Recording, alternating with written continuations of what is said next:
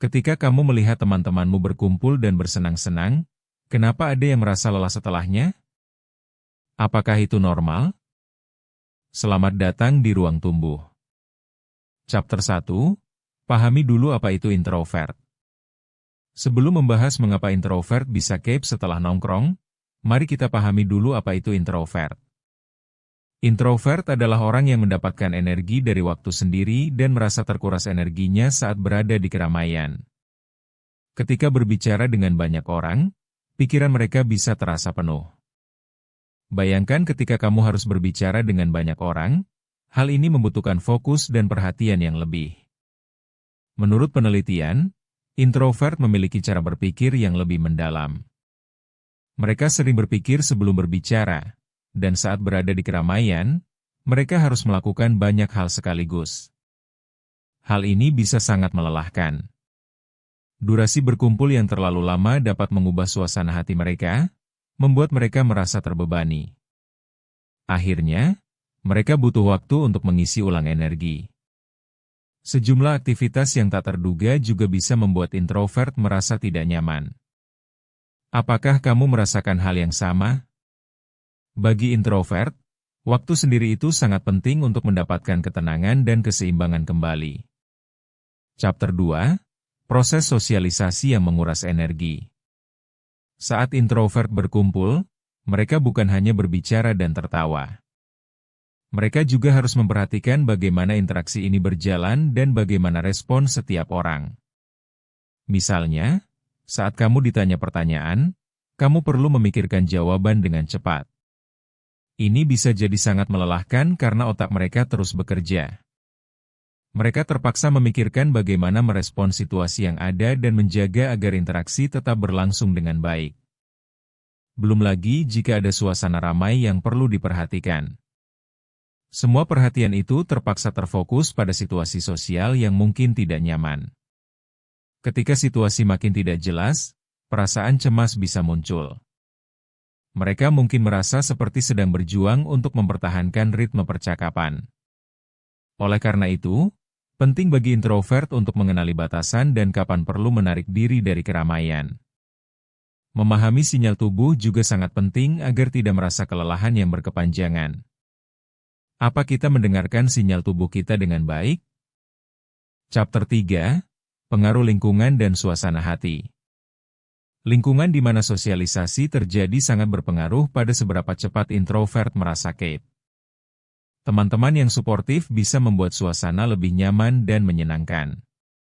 Namun, jika ada banyak energi negatif di sekitar, introvert akan merasa lebih terbebani dan cenderung menarik diri. Ketika bertemu dengan orang-orang yang membawa suasana positif, mereka biasanya bisa bersantai, tetapi jika dihadapkan pada perkataan atau tindakan negatif, mereka bisa merasa stres dan tertekan. Stres ini menambah efek lelah yang dirasakan setelah interaksi sosial. Menghindari situasi atau orang-orang yang membawa energi negatif bisa menjadi salah satu cara untuk menjaga mental. Jika kamu seorang introvert, mungkin sudah saatnya untuk lebih peka terhadap pengaruh lingkunganmu. Sudah adakah interaksi yang membuatmu merasa lebih baik dan mana yang membuatmu merasa tertekan? Lingkungan yang positif dan mendukung sangat penting untuk keberlangsungan hubungan sosial yang sehat. Chapter 4, cara mengatur waktu bersosialisasi. Mengetahui cara mengatur waktu bersosialisasi sangat penting bagi introvert. Dengan menetapkan batasan dan ekspektasi sebelum pergi nongkrong, mereka dapat menghindari kelelahan yang berlebih. Pertama, tentukan berapa lama kamu ingin bertahan. Misalnya, jika kamu merasa nyaman dengan 2 jam, buatlah rencana untuk itu. Kedua, cobalah untuk memilih tempat yang nyaman. Tempat yang tenang dengan sedikit keramaian dapat membantu mereka merasa lebih santai dan membantu memperlancar interaksi. Ketiga, jika merasa lelah, jangan merasa bersalah untuk pergi lebih awal atau istirahat sementara. Ingat, ini tentang menjaga kesehatan mentalmu dan merawat diri sendiri.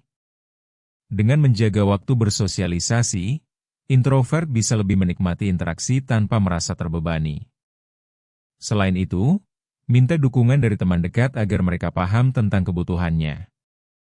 Apakah kamu sudah pernah mencoba cara ini di situasi sosial yang berbeda? Hal ini sangat membantu untuk mempromosikan komunikasi yang sehat. Chapter 5, Menghargai waktu sendiri.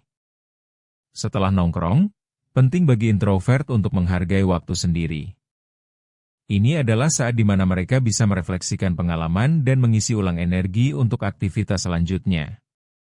Beri dirimu waktu untuk bersantai dan melakukan hal-hal yang kamu sukai, entah itu dengan membaca, menonton film, atau sekadar duduk tenang tanpa gangguan. Pertama, ambil napas dalam-dalam dan nikmati momen sunyi. Kedua, lakukan aktivitas yang kamu nikmati tanpa terburu-buru, seperti berjalan-jalan santai di taman. Ketiga, luangkan waktu untuk refleksi. Apa yang menyenangkan dari nongkrongmu? Apa yang mungkin membuatmu lelah? Memastikan waktu sendiri selepas bersosialisasi akan membantu introvert merasa lebih segar dan siap menjalani kegiatan lainnya. Jangan lupa, menjadi introvert bukan hal yang salah.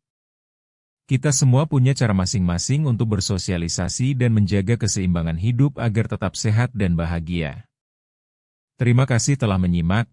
Jangan lupa untuk subscribe Ruang Tumbuh. Bertumbuh itu proses, bukan lomba.